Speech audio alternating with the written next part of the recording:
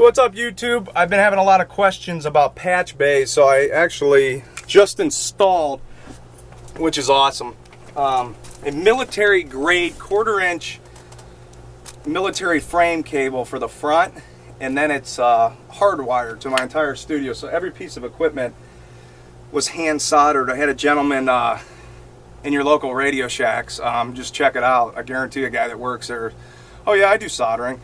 So I started it, did the soldering project, and you have to be so precise. We bought Megami, some of the highest line level cable they had, because we're doing a lot of mastering for people, and we have to have the highest quality. So we have the Canary cables for the patch, and then we also have Megami cables for the patch, and it's all hand soldered in. I'll show you that at the end of this video. But a lot of people ask me questions about these things here. A patch bay, when do you need one? When do you not need one? How does it work? And one of the biggest things that I think confuses people is it's actually the exact opposite of hooking up like an output of you know, your interface to the input of your speakers. You're not going out to in, you're actually making a hard patch. So I'm going to explain this here with a few patch cables. This is how this works. So let's pretend like we're hooking up our mic preamps. So the mic preamps, let's say those are the outputs. So just pretend like these ends are the outputs of your mic preamps. What we're going to do in a patch bay situation is, on the back of this patch bay, it's just 1/4 inch. Now on the top row, that is all my outputs. So we're going to correspond the mic outputs to the top row, like so. So as you can see, the back of it would be, okay, here's my mic preamps, and then the outputs 1 and 2 would be my mic preamps. Now when that signal goes, it's going to carry out this way. All it's going to do is pass through the front. It's not going to, what we need to do is realize that this is my outputs now. So this is giving me a patch point. When I go out of this, now all my inputs, let's make the inputs of the patch bay below. So let's say you have a Focusrite interface and you have 8 inputs or 16 inputs. So you put all your interface inputs here. So now that the outputs of this are connected and the inputs are connected below, all you have to do is patch it to whatever input you want. So if we got inputs 3 and 4, now we're in 3 and 4. Do you see what I'm saying here?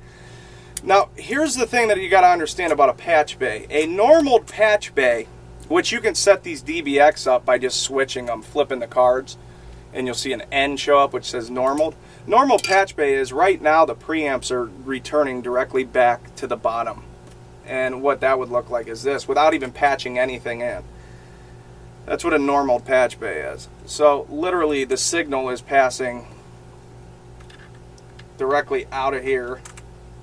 I think some people are visual learners, so I'm doing this, trying to make this as simple as possible. So that's what's happening without even a cable being hooked up. A normal patch bay takes the output signal from our preamps, goes through the box, here's your outputs, it goes directly back in to whatever's corresponding underneath. So always hook up a patch bay the way that your studio's hooked up. But the cool thing about having a patch bay and why you have it is, for example, in our studio, have a lot of different equipment. So if a guy comes over and he's like, you know, we're like, man, we really like this. So in the recording process, we're going to take the preamp out. We're going to go out of the preamp. Let's say we're going to go into a compressor over here. So we're going to go out of that compressor, let's say, back into one on our interface. So now we're going out of the preamp, into the compressor, out of the compressor, back into one. A patch bay is used for this in big studios. The reason that we use patch bays is because if I had to do that and unhook that from my desk, that would suck. And I hate to be so blunt about it, but it's true. That's why patch bays were created. There's nothing more than a patch point. All your outputs of all your gear, let's just take a basic example. Let's say you have like 8 keyboards. You're a producer and you have all these keyboards and you only have like a Focusrite Forte with like, I think 2 inputs or 4 inputs. So you have 8 keyboards, so all your 8 outputs on the back would be your keyboard outputs. Now you'd have, label them, you know, Phantom, Triton, you know, whatever you're doing. And then you can always output each keyboard according. Pretty cool, huh? That's what a patch bay is for. Now I'm going to talk about what denormaled patch means. A denormaled patch, when we were talking about the preamps in the back being hooked up to the outputs up top, all the outputs go up top, all the inputs are on the bottom. In that situation, a denormaled patch bay means that you have to patch something in order for it to return to the bottom.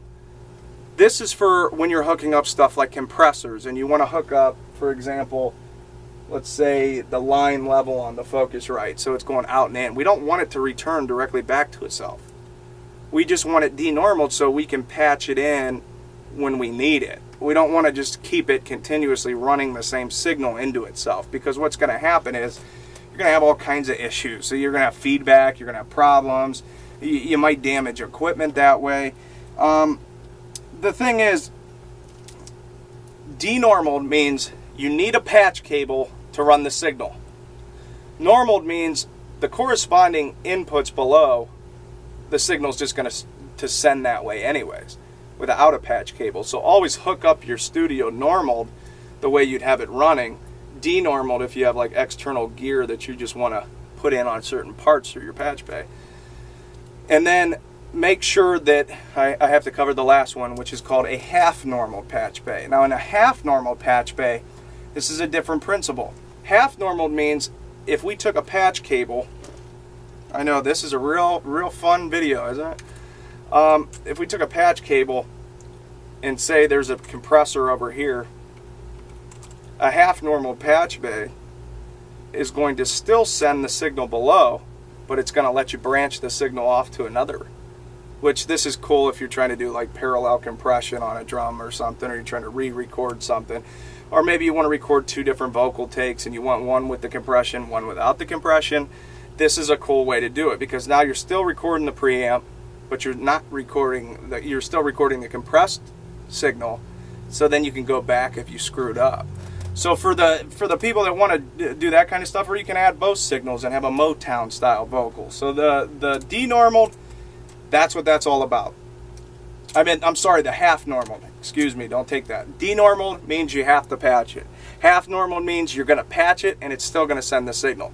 Normal means you don't need any patch cables at all in the front, but all your outputs will be up here, all your inputs, and hook up your inputs just like you'd be hooking the equipment up to itself. So if you are used to hooking your preamps 1 and 2 up to your interface 1 and 2, put preamps 1 and 2 here, interface 1 and 2 at the bottom. I hope this helps you guys. I hope you don't have too many questions, because it's very hard to explain this.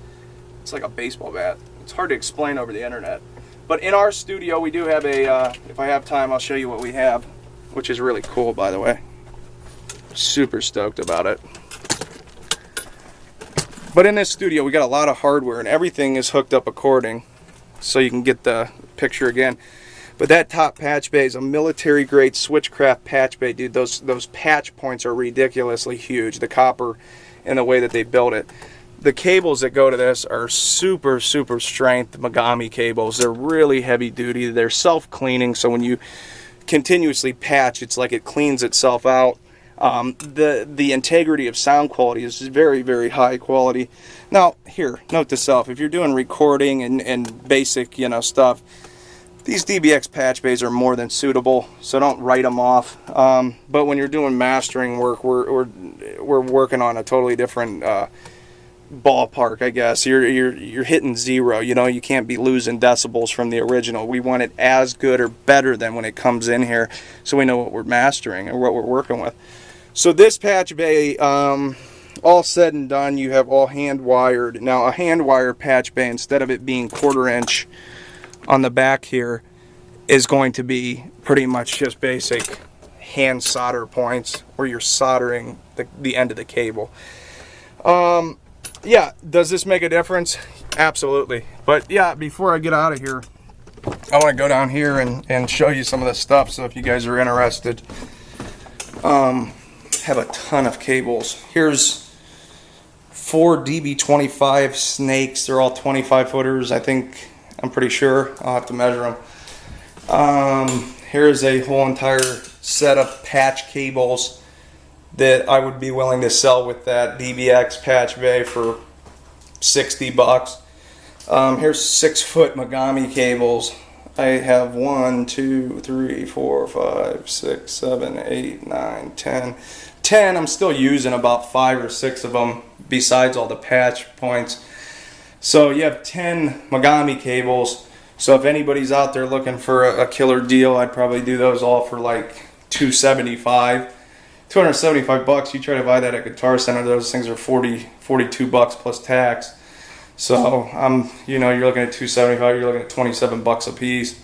I also have some more patch cables, and I have some Snake XLRs. If you're looking for Snake cables, I have some 1/4-inch stuff. So if you're in the market for cables, we're also doing, oh, I got another one, 11 Megami cables. I just smacked the camera with it. But we're also doing custom cable work now for bigger studios, or just if you need like 5 mic cables, we can buy, you know, we can buy this stuff in bulk. And if you're out there and you're like, man, I really need like 10 XLR cables, I got to mic my drum kit, we can save you a lot of money on doing that instead of going that route. We can probably do XLR cables depending on the length for, you know, 19 bucks, 18 bucks for really high quality Megami XLR cables, and that's not making too much money, but it's, you know, it's another thing we do. We also have a website for you producers out there called loopgurus.com that is going to be awesome. We're just getting all the people involved, but we're going to make loop packages and process it through all the nice equipment so you can incorporate that in your production, which I think that's the coolest thing ever. You can just go home and it's like you just recorded it with a, you know, a $5,000 compressor, and it is cool for people to do that. So that's not anything new under the sun, but also